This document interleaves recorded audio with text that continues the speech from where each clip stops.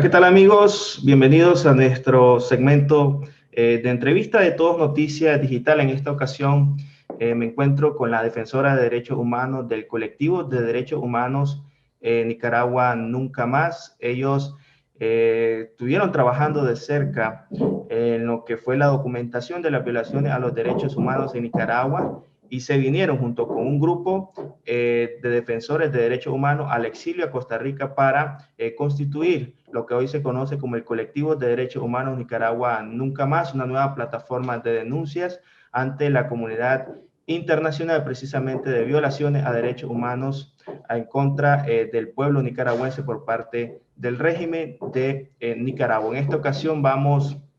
a hablar un poco sobre las recientes reformas electorales, las contrarreformas, como le han llamado algunos analistas políticos, que fueron aprobadas en la Asamblea Nacional hace unos días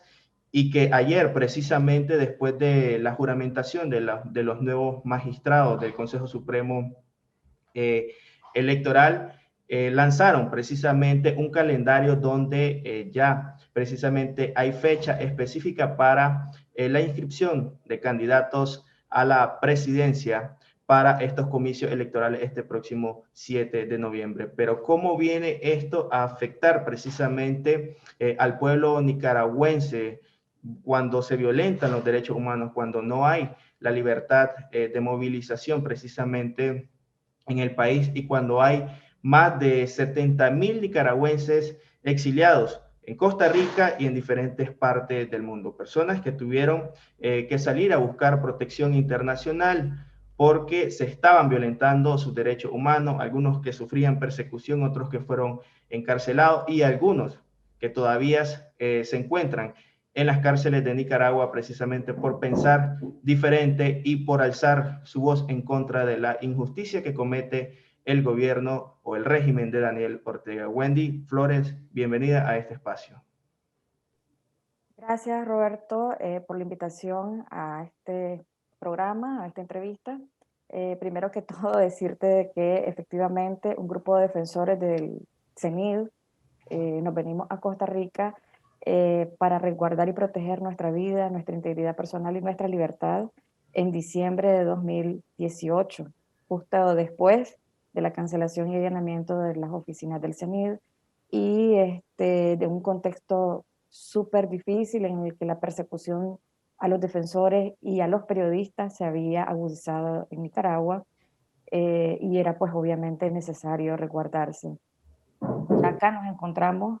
los defensores y las defensoras y por supuesto hemos estado en un proceso de constituir y de fortalecer pues lo que sería este colectivo de derechos humanos Nicaragua Nunca Más para seguir acompañando a las víctimas y denunciando las represiones que siguen ocurriendo en nuestro país y presentando obviamente a la comunidad internacional lo que ocurre en Nicaragua. Entonces, en ese sentido, pues como colectivo hemos seguido muy de cerca lo que está ocurriendo, de toda la represión que se mantiene en nuestro país, que no hay posibilidad de organizarse, de movilizarse, que la libertad de expresión está limitada o incluso cercenada en muchos casos. Hay medios de comunicación clausurados que no han sido devueltos, como es el caso de 100% Noticias y de Confidencial, y una restricción a los derechos civiles y políticos. Y la última, obviamente, es la que recientemente mencionaba, es decir, se han acelerado los pasos para fraguar el fraude prácticamente electoral y tiene que ver con unas reformas electorales no consensuadas y no solamente que no responde a los llamados de los ciudadanos y de las ciudadanas en Nicaragua ni de la comunidad internacional. No responde a los estándares internacionales que se fijan en materia electoral para garantizar unas elecciones libres y transparentes.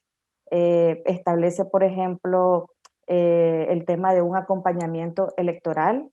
y elimina lo que totalmente sería una observación electoral nacional e internacional que está permitida para todas las elecciones en todos los países del mundo, pero en Nicaragua ya no va a ser así.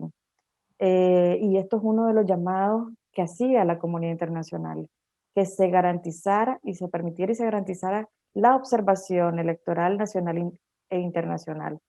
El otro es el hecho de que introduce, por ejemplo, lo que han sido el combo de leyes que se aprobaron a finales del año pasado, como son la ley de agentes extranjeros, la ley de soberanía, que ellos mismos han aprobado, y que está dirigida a limitar o excluir de la participación política a personas pues, que para el gobierno han tenido que ver con un supuesto golpe de Estado, que ya lo ha dicho la comunidad internacional. En Nicaragua no ha habido ningún intento de golpe de Estado, lo que ha habido es una ciudadanía que se levantó para demandar el respeto y el cumplimiento a sus derechos humanos y sobre todo demandar justicia por las personas, por los jóvenes que fueron asesinados en el marco de las protestas y que hubiera un proceso obviamente de democratización del país, ya que todas las instituciones están secuestradas prácticamente por el partido de gobierno y subordinadas al Ejecutivo.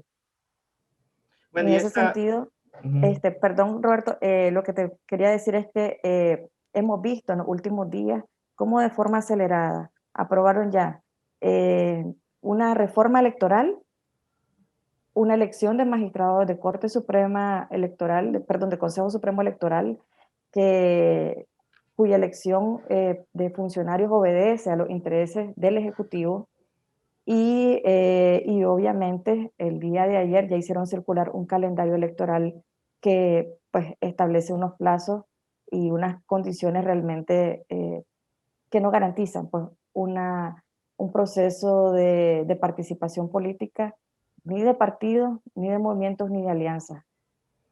Bueno, estamos hablando de prácticamente 6 días lo que dio el Consejo Supremo Electoral para que se haga la inscripción de candidato. Hay una oposición un tanto dividida. Ayer estábamos abordando precisamente eso con un analista eh, político por la situación que se dio con la votación a favor de la reelección de Humberto Campbell por el partido Yatama, cuando se dio precisamente la votación en la Asamblea Nacional. Prácticamente están dejando sin tiempo a la oposición para que pueda presentar sus candidatos. Pero, aquí ve el pero también de la lógica, es que con esta ley, este combo de ley, existe esa inhibición que ya mencionaba. Es decir, todas las personas que que formaron parte o que estuvieron involucradas en lo que sucedió a partir del 18 de abril, dice la ley que ellos crearon que no pueden ser candidatos a ningún cargo público en Nicaragua. Entonces,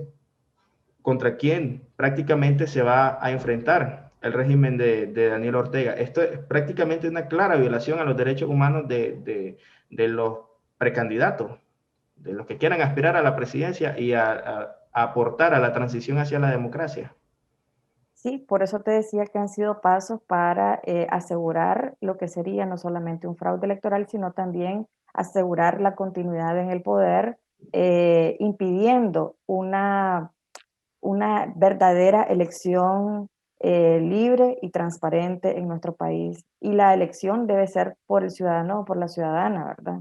Eh, Todas estas leyes que aprobaron dirigidas a inhibir la participación política de un ciudadano o de una ciudadana está en contra y violenta los derechos constitucionales y los estándares internacionales en esta materia.